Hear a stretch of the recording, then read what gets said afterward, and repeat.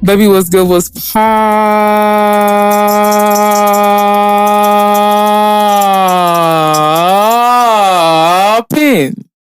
If you can hear my voice, you are listening to Jess Finesse, and you are tuned into Jess Finesse Presents. If you're joining us for the first time, welcome. We're happy that you're here, and we hope that you stay. I can be annoying at times, but trust me, I'm lovable. And if this is not your first time, welcome back. Thank you for being down with the gang and all that good stuff. But yeah, we're here today. So, y'all know the vibes. It's another... So we record on Mondays. It goes on Fridays. This country's wretched. They're trying to tell me to stop saying this country's wretched, but until I see money, until I see a bag, this country's wretched, okay? When I get a sponsor, maybe the country won't be as wretched. I don't know. But it's another Monday, or when you hear this on Friday, it's another Friday in this wretched country. But today's a little less wretched because I have a beautiful woman next to me. And I told God this year that I want to be around fine women. I want to be around beautiful people. And so far, he has not been disappointing me. And like, he just answered my prayers yet again. I woke up from woke up in my bed, went to work. And then I came and I just saw this fine face. And now, like, life is just a little bit sweeter. Ladies and gentlemen, women, people of the world, we don't discriminate. I have with me the lovely, the amazing, the gorgeous, the talented, the multifaceted Chrystel in the building. Can I clap for you, baby? Let me clap for you. We're going to clap for her. We're going to clap for her. We're going to clap for her. We're going to clap for her. Chrystel, how are you? I'm good. Thank you for having me. No, thank you for pulling up on me. Of course, every time. I feel like it'd be the artists or it'd be the guests that don't live in Nigeria that you guys just come here with welcome open arms. Y'all be running here. Y'all come on time. It'd be my own people that live in the same Lagos with me that you be asking them pull up. They be giving you a run around. So I appreciate us anywhere. All y'all people with blue passports. I appreciate all of y'all that live in the United States of America or in the United Kingdom or all the other United countries. Thank you very much. Of course. Thank you for having me. All right, baby girl. So, this is not the first time we're meeting. So this is like, we have rapport. So the conversation should flow smoothly. Absolutely. But how it works in my podcast, in my sanctuary, in my safe space is that I come up with a list of topics that we talk about, that we discuss. Okay. But we got to do it over a special meal. Okay? Oh my God. Now, oh my God to you, but like this meal is so important. Like this podcast, if this meal wasn't in existence, there would be no Jess Finesse Presents. Is it your favorite or like what's the significance of garri? It's not that it's my favorite, but it's like... What does it mean to you? What does it represent? What does it mean? That's what I want. Okay, so it represents a lot of things. Why do I have to do this today? It represents... So you know how people be like... Oh, the people you eat with, like, really be your guys. Like, who you make money with, who you break bread with, who you eat with. So we eating together. We eat together. Or we smoking garri together. It's just a meal that, like, I say it cuts across, like, socioeconomic classes. Like, whether you rich, whether you poor, everybody knows garri. Everybody can drink garri. I really don't want to believe that because you become a millionaire, you can't drink this lovely drink. And then when you have your last, 1,000 naira in your pocket, you can still drink this drink. So it just represents a lot of stuff. It's a cultural staple in Nigeria. So it just makes sense that you just communicate and you just relate with somebody over, such an important I feel it. An important grain in the Federal Republic of Nigeria. Yeah, it is. So first things first, have you seen garri before? I've seen it. Okay. I've seen it, yeah. And where have you seen it? I think I've seen it in like pictures. Okay, so you haven't seen it in real life? No. Okay, so we real life Fox 5 right now. Why does this one look different than this one? Okay, so there are two types of garri. There's white garri and there's yellow garri. Okay. Why? In Abidjan we have, or in Côte d'Ivoire we have attiéké, which is like the same grain, but it's like you eat it kind of like rice. Like you steam it, all that stuff. So is that like couscous? It looks the same, but it's a cassava. But it's we call it attiéké. Is there any form of cassava that we eat in Nigeria that's like rice? That we eat it like it's rice? No, not to my knowledge. Okay. If I had my way, I'm just gonna make you drink yellow garri. You don't know any better. So why give you a choice? Why give you a choice? My favorite is actually yellow. Okay. Fine. I mean, should we give her a choice? She don't know what she's choosing to give her a choice. What's the difference in flavor? Bro. Can anybody in this room taste different? Yes, very different. This, I'm gonna be biased. Okay, this is trash. It's trash. Big trash. Okay. Super trash. Super trash. Okay, so there's certain supplements that we add to the garri, right? So there's some radical people. They'll just put like salts or they'll just put sugar and that's it, right? I'm not advising you to do that. Okay, you take it a step further. You can add milk. Do you drink milk normally? No, I don't. Okay, I drink like vegan almond milk. I'm not vegan, right? I don't like the texture that milk leaves like in your throat, right? Yeah, it's just, like that really thick. It's disgusting. Okay, but I don't feel like powdered milk has that same texture. Like I've never had powdered milk, so that's another. Stop it! It's a lot of firsts today. Okay, even though you don't drink milk, yeah, I would suggest that you try this with milk. I'm gonna try it how you suggest I try it. Okay, I love to hear. I'm open to trying food for the first time, like just how it's supposed to be tried, and then we modify it from there. You feel me? You know, I'm laughing because you said how it's supposed to be tried. This is how I'm giving you the way I will eat it. So hopefully you like the way Jess way. Then we'll do it the Jess, the finesse way. Yeah, okay, the finesse way. So we add milk, then we add sugar. Oh, we don't like sugar's fine, right? Yeah, you eat sugar. Yeah. Don't tell me you don't eat sugar. As long as it's not pork, it needs to be honey or raw organic. Nah, okay, none of that. Then you're not touching this, but this is chocolate powder. So some people they put chocolate powder in theirs. We're not gonna suffer ourselves today. Okay. And then you add or I add granuts or peanuts. Oh. Okay. Please don't tell me you have an allergy to peanuts. No. Thank God. Okay. Because it would have been scary here today. Do you eat peanuts? Yeah. No, I don't just sit there and like eat peanuts. You know what I'm saying? But they don't be eating peanuts in Ivory Coast? Yeah, of course they do. But you don't do it? No. All right. Then we top it up with, with water. Okay. Now there's different ways. So the technical term for what we're about to do is soaking garri, right? So you pour the water and you're supposed to let the garri soak the water up and it makes it like softer, right? That's the correct term. Like it makes it softer. So it rises. It rises. Okay, it rises. So we're going to do this, right? Yeah. And we're just going to pray. And I'm going to cross my fingers that it's going to taste decent to you. I'm not saying you got to finish the whole bowl. All right. If you can give me three spoons, I feel like mission accomplished. Stretch.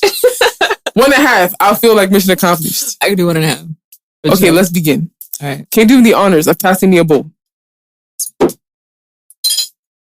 Thank you, baby girl. Okay. So open. Just pour a little amount. Since it's your first time. We're going to take it slow. It's like ASMR. Just a little bit more. A little bit more. Stop. Okay? Okay. You say you don't like the way it smells?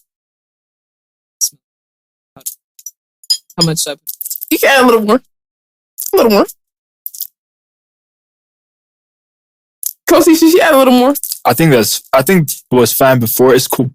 You don't even drink milk. Why am I asking you? You don't even drink milk. This is a very important moment for me because her reaction is going to like determine whether I... Yeah, but you definitely told her like after the first... No, I haven't had garri either. You've never had it?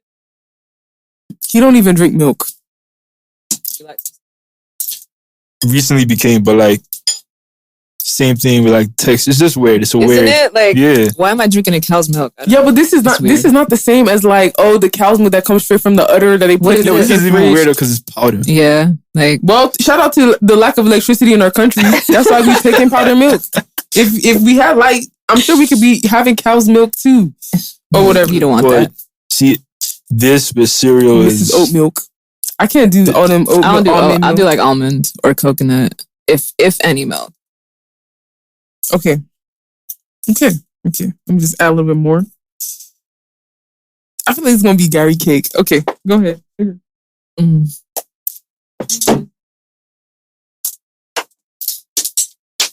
It's just so intense, like an intense moment for real. How much sugar should I put in here? Do you like a lot of sugar? It depends on like, I don't know what it's gonna taste like. Okay, let's just do according to taste. So keep that for now. Then when you add the water and it's not like sweet enough, assuming you want to keep eating, then you can add sugar based on what you think you should do. So Chrystel, you were born in where? In Salt Lake City, Utah. Stop. Are you serious? Yes. You don't even look it. I know. I don't even know if someone that looks like if I was born in Utah, what does that look like? I mean, unless you're just like... Why your parents was in Utah?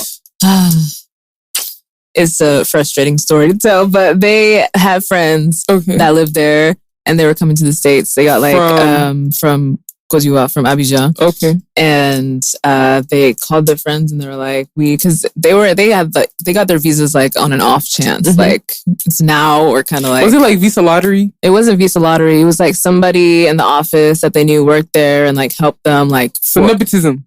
Yeah, basically. Okay, I mean, it wasn't even a family member. It was just like a friend. Okay. But yeah, they got their visas on an off chance, and it was kind of just like, all right, now or never kind of situation. Like, I need to get out of here before my visa expires, and then there's no chance for me to leave my country ever again. No, but it was like we got these, and it's not easy to get. So since we have them, let's try to take advantage and go see what America is talking about. So their friends were like, they asked their friends, where's a safe place to move to in the States? And they were like, we're in Utah and it's safe. And so they went to Utah. They had 49 other choices. And they chose Utah. I don't know. So I don't have the explanation for you that you probably desire, but we're not Mormon. We're not like, you know what I'm saying? There was no like tie really to like really going to Utah. Besides, they have friends that I think they're from Congo. And they were like, go to Utah. It's safe there. You don't claim them?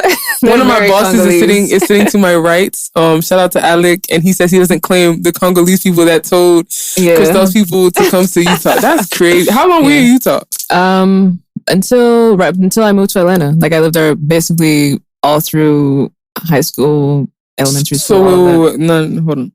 You were born in Utah. Yeah, and I stayed there. Like you did elementary, you did nursery school, everything, elementary school, middle school, high school, university. I started, and then I went to Atlanta and finished. So wait, what's Utah like? Because Jess seems really it's very white. Do you know what the Mormon religion is? Yeah, it's like where their like headquarters, like that's where they went to when they were kind of what do you call it, like persecuted, and they left. So they sought refuge in Utah. Yeah, exactly. And that's like where they are established very heavily, strongly. So how was your upbringing like being brought up in Utah? It's funny because my parents started like a, what would you call it? Like a society or a community of like African people in Utah, and they all spoke French like they do. So it was like French speaking Africans. And so like I grew up around a lot of people that were like me. Oh, that's dope. Yeah. So I had a very strong like African community like around me, but then like outside of that, like school, all of that, like, straight like white people. Like damn. Yeah. Did you experience racism? Of course. Like what give me a wild experience you experienced. Oh. That you can remember. I mean, there's too many to name. I would say the first one and then like the most wild one. The first one was like, I remember my older brother, like he would come home crying from school every day because kids would be like, my parents said I can't play with you because you're black and you're not Mormon. Yeah, so he would like, but now he's like, probably like everybody loves my brother because I feel like that experience made him like, he's like very sociable. He knows how to like, you know, get to know other people, whatever. But yeah, that, and I remember like a little girl like call us the N-word, like, my first year at school, like walking home, my mom had to go to like her house and like cuss her parents out type situation. And then when I was, or the high school that I went to, there was a kid that like wore a KKK like hood to an assembly. And then did like the Hail Hitler sign like at the assembly. And then it became like the news was at our school every day because there was a black kid at school that he like wrote a blog about it. I don't know why he wrote a blog about it, but he wrote a blog about it. And it was like all of the parents like in that community were like in the comments in the blog like cussing him out. I don't know if we can cuss on your podcast. No, cuss, they're like fuck you stupid nigger, like all this stuff like going crazy. Like, and it was like people's parents talking like that. So you know that's how their kids feel as well. And then like our school was on the news and there was like news correspondents like in the hallways every day, like asking kids how they felt. But then it was everybody there is like so sheltered, closed-minded in their own bubble. Like they've never really experienced like diversity because everyone around them is Mormon, everyone around them is white. So like, you know what I'm saying? Anybody that's kind of different is like, right, like red flag to them. Yeah. So why do you feel like, or I don't know if you ever asked your parents why they didn't leave Utah? I mean, eventually everybody lives in Atlanta now. Okay. And then my brother lives in New York. But it was just, I don't know, jobs. Okay. And I mean, it wasn't all just like straight like Okay, tell me some happy times. pitchforks and like, you know what I'm saying, racism, but it's definitely like a big part of the experience. Okay. Sure. Okay, now this see, you should have put more water. I can still do it, right? It's too late. No, add a little bit more. Just a little bit more. Okay. And then when you do that, mix it and then taste it. And tell me what it tastes like or your first reactions.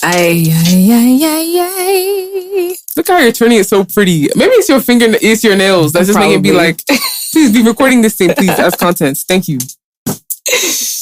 All right. Moment of No. Sorry.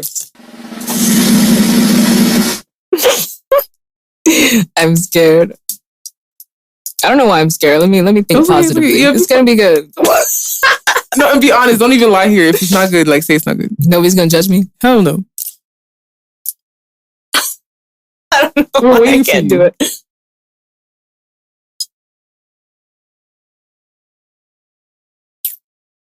It tastes like it tastes interesting. What's the closest food you can compare it to? It tastes like atike, like I said, cassava grain from Ivory Coast, but just like in water and milk. And it's sweet instead of savory. Or do you guys eat it sweet there too? You know what? I think the thing is I eat it with fish in Abidjan. Mm-hmm. So it kind of has a fish-like taste to me. I don't know why. Like sweet fish flavor. So it's not horrible. Like you could see not like you'd willingly eat it again, but like if you saw garri, you'd be like, okay, and you had an obligation to eat it.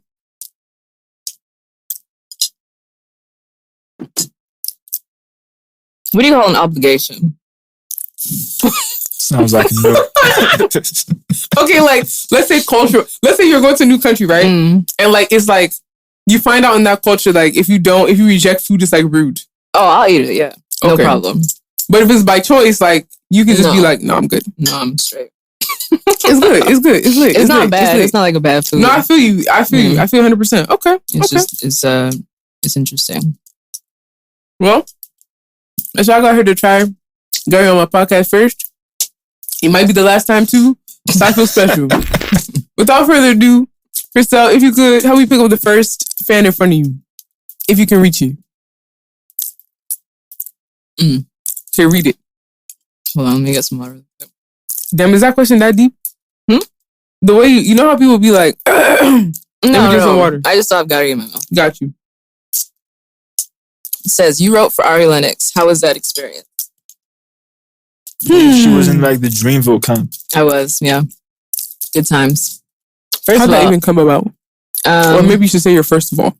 You were going to say first of all something. I was going to say first of all, the Dreamville camp was like Disneyland for artists. Was it the one was it the one where they had a documentary that they put on YouTube? Mm-hmm. Wait, so were you in the documentary? For like, you can see me in it for like a split second. It's like me, Ari Lennox. I'm definitely going to go watch it again to go see if I can get your side profile. Okay. Yeah. It's like straight. You can see like my whole face. Like I'm there. Got you know what I'm saying? But it was very like quick. What was that experience? Okay, so it was picturesque. 2018, Lucas? No, it was 2019. It was 2019. Okay. And I was at the studio, and everyone, like one of the people that was organizing it was an A&R for Dreamville at the time. Okay. He was at the studio, and they were like talking about the camp, whatever. And I honestly was in my own like world. I was like, I don't even care. Like, I know that I'm not going to be there, right? Like, I wasn't like pressed to be there. I wasn't like expecting to get an invite or anything like that. Because I mean, like the people that were posting are like these big artists. Right. And then so I'm sitting there, and Lucas at the time was like, get ready to post your invitation. I was like, invitation for what? Like, what are you talking about? He was like, you're going to the camp. And I was like, what camp? Like, what? And he was like, you're going to Dreamville camp. Like, you need to post this on Instagram. And I was like, I'm what? What are you talking about? So I get my invite. My name's on it. Post it. First night that we go is like there was a song called Bust It that was on the... That's my job. That's your shit? That's my job. On the, what was it? The Reloaded or the... What do you call it? Deluxe. The deluxe version of the project was the first song that we did when I got to the camp. And like from scratch? No, actually it was like they had a verse and the hook. I know that you think to me it's mad. Let me see. Yeah, Okay. they already had that. And so I just like walked in the room. Honestly, I met Ari in the hallway. I was like, cool, whatever. She's like, oh my God, I'm so excited to have you here. She's the nicest. Like, Did she know you? no. Or she was just genuinely just like, Yeah, like nice. she's Okay. genuinely one of the nicest people. She's from the DMV, actually. Yeah. So I actually met her in Baltimore one time. There was Really? like that She was girl. nice, right? She was Like, very nice. Very amazing nice. energy. Like, So now that she's significantly more popular, she's still nice. yeah. Okay. Yeah. She's still like. So all this yeah. dragging, they be dragging her on social media because it's like, She's just funny. She's Aw. she's very honest. I feel Mhm. like, and so people like see her in this light as like, oh, like, but were they dragging her one time because she wanted to wear like a wig or like was doing her hair very different. dumb stuff. She wasn't like she wasn't representing for the natural girls for like 2 days and everybody lost their shit. It was crazy. But anyways, so she's the nicest person ever. We go to the studio and I like just started writing and they loved it. I even have backgrounds on that song and like the Stop. bridge. Yeah. Because there was like a certain way that she wanted to sing it, which is the way that I was singing it. Mhm. And so like I went and did it like in the booth with her and like, I don't know if you know Earth Gang. Yeah. Olu from Earth Gang, like we all were just singing at the same time, like into the. It was Wait, crazy. Olu from Earth Gang? Yeah. So the guy's Nigerian? I asked him the same question the first day I met him, and he said no, but like maybe. So I don't know. did he tell you what his name stands for? Like the full I think it's his just name? Olu. OLU? Yeah. No I accent could or be nothing? wrong. I'm pretty sure it's just Olu. Okay, Yeah, because okay. I asked him, I was like, "Oh, so you're Nigerian?" He was like, "No, I'm from Atlanta." I was like, "Oh, okay, Okay. But yeah, it was cool. It was fun. And your name is in the credits? Yeah. And like if there's publishing, like Yeah, there's publishing, and my name. you can take me out to eat because money's coming your way. Yeah, definitely. For you, I'll do it. Come Not for on, everybody. I love it here. What? Were there any other women in that camp? Because from the documentary, this seems like heavy testosterone. Like I didn't see That was no. a big thing. Like everyone's like, "Oh, there's no women on this project." Yeah, there were. One of my friends also wrote. We wrote on another song too, the Okay. "Got Me" song with Ari, like Ty Dolla $ign, Okay. Dreezy, and Omen. Dreezy's on the project. Who else was there? There was a couple. Do you of know other... Dreezy like personally? No. Okay. No, she wasn't. I don't think she was. She might. No, she was at the camp, but it was. There was so many people in the room that it was just like, yeah, Right. a lot going on. Dreezy, Baby Rose was on the project too.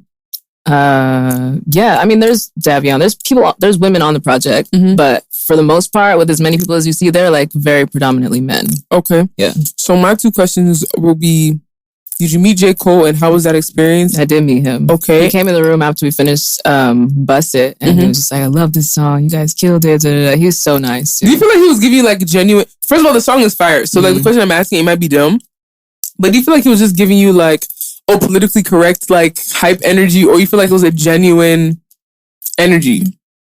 It felt genuine. Okay. Like I don't think it was. I mean, it was politically correct. his brand seems very genuine. I don't Yeah. feel like he was just going to be lying and be hyping. But For I no don't think reason. he would. In the same breath, I don't think he would walk into a room and just be like, "Oh, this sounds like shit." Like you guys suck, and then like leave. Facts, facts. You know what I'm saying? He'd probably just be like listen to it, be like, "All right," and then like leave rather than being like, you know what I'm saying? Rude. Facts. Okay, So. dope. And then the second question I have, right? So how do these writing camps work? Because is it like a thing where it's like you're mad competitive, like trying to find an empty room, like, bro, I need to get in here, I need to write down verse. If I sleep or if I slip up, someone's gonna take my spot, or someone go delete my data, like someone's gonna go take off my verse and go put a verse. Like, how is it? How was the experience? At Dreamville in particular, at that writing camp, I think one thing that everybody always says is that it was so nice to be like in an environment where nobody had like ego. So you're in the room with like J. Cole or whoever big name, like there was so many random people. Akon was there, like everybody was at, if they weren't laying a verse down, people were just coming through just to see what was going on because it was such a like experience. But the nice thing about it was that there wasn't ego and nobody was like, you know what I'm saying? Like if you had a verse or something fire to lay down, like lay it down. If it's hard, like it's going to stay. There was only a few occurrences where it was like, oh, we're going to get like a bigger artist to do this verse that so-and-so laid down, which is like understandable at the same time because, you know what I'm saying? It's still like a compilation project, whatever. But yeah, for the most part, everybody was super nice. Everybody was just there to make the best music possible. And it wasn't about like, oh, I'm a bigger artist, so I should be on this type thing. You know what I'm saying? Like it was fun. Have you been in a camp where ego was? Of course. What? I want an experience. So just laughs in Nigerian music industry. Because I'm just wondering how. I don't think I've been to a songwriting camp in Nigeria before. So let me not misspeak. But I know it's only very recently that songwriting has become like a thing. Not a thing. Like people being okay with saying like, oh, we have songwriters in this industry, and like some of our best, like some of the most popping songs in Nigeria, they were not written by the artists that performed them. Because going as far back as like when. I'm trying to think of an example. Like, for example, there was a like apparently, you know the artist Tenny, right? Mm-hmm. Yeah, she wrote Davido's Like That. And she said she wrote it, and it was like a big thing. Like people were angry that she told the world that she wrote it. And he gave her credit as well. Did he give her credit in the beginning or after that thing happened? Okay, it might happen after. I think it was a situation where after. Davido's probably one of the first artists that have been like, yo, I have songwriters, people write songs for me, and he's open about it, and he's not ashamed about it. Yeah. So juxtaposing like how in the, you know, maybe US and European markets with songwriters and stuff, how it's I guess when it comes to singing, rapping, that's a different situation. But at least singing wise, they appreciate songwriters. Songwriter is like a lucrative career. Like you're getting a okay. I see her eyes doing like this. Okay, maybe I'm misspeaking. It's a joke because you have like the dream. Yeah. It was like. Yeah, but the dream just that's not a good example because he's like different, he's freaking huge. I'm talking about like he's writing like let's say records. Like you are known as you are a songwriter. You're not even maybe you're a songwriter transitioning to an artist and you're hustling up to become popular or something, or you're just explicitly a songwriter. I said it was a lucrative business, and you just made your eyes just go the back of your head. If we're being honest, okay, come in, expound on it for me. Teach me, baby. Come on. I mean, it's lucrative if you're like I have quite a few like placements because I'm friends with a lot of people who like respect my craft or whatever. But even in the same breath, like you'll go to a session and the producer will drop off a beat or whatever, or make a beat even. I'm not going to discredit them too much. I've seen both sides of it. I've seen a lot of producers come into a session, make beats or whatever. They've made the production and then you'll have like songwriters and a producer will get a fee of however much, $5,000 for that one beat. But the songwriter doesn't get anything unless the song makes money. And then even after that, you have to do paperwork and like you probably don't start seeing money from a song for like 6 months? Yeah, maybe longer. 9 months? Like 9 months. So a song will come out last year. You're just now getting paid maybe in like July of this year, whatever it was. You know what I'm saying? If it came out in like September. So yeah, it can go both ways. I feel like if as far as like on the creative side, like if you can make beats and be the songwriter, you should do both. Because then you'll see like payment from that fee of production. Right. But if you're just going to a session and like writing the song or whatever and expecting like some sort of whatever payment that you haven't like agreed to beforehand, like you're not going to see that for a while. Can you produce? I can, yeah. So you are actively producing and songwriting now?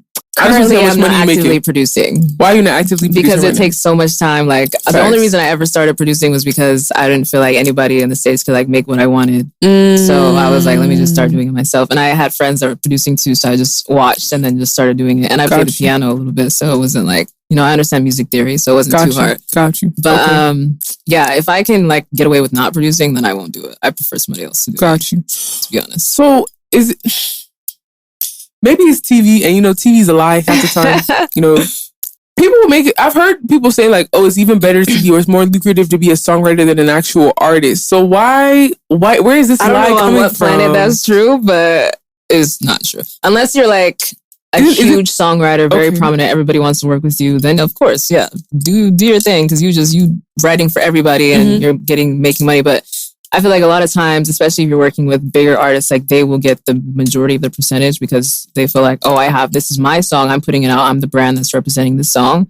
And I'm the one that has to like make money to pay back whatever, if they have a record deal or whatever, any sort of marketing, all of that stuff. They want to see the majority of that money. So is it worth it writing for a big artist? For who was it? I think Alec tweeted exposure accounts the other day or something like that.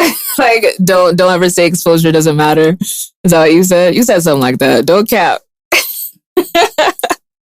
He said so. I mean, for the exposure, the only reason so first of all, I'll say this. I never ever in my life said, I want to be a songwriter for other people. Oh, I just wanted, so how did that happen? I honestly just, when I was younger, I just thought like, everybody writes their own songs. I really didn't even know that like people were out here. All of us did. Yeah. People were out that. here songwriting and like making money from that or going to sessions and writing songs for bigger artists. I didn't know that was a thing.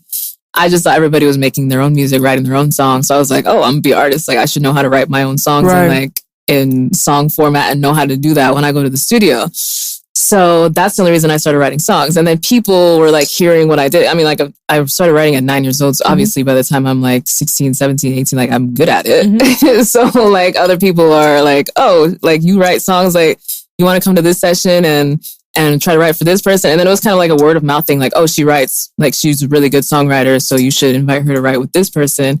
So it was more so just like something that happened, not something that I was necessarily aspiring to do. The only thing I've ever aspired to do is be an artist. All right, let me pick up the next fan. All right.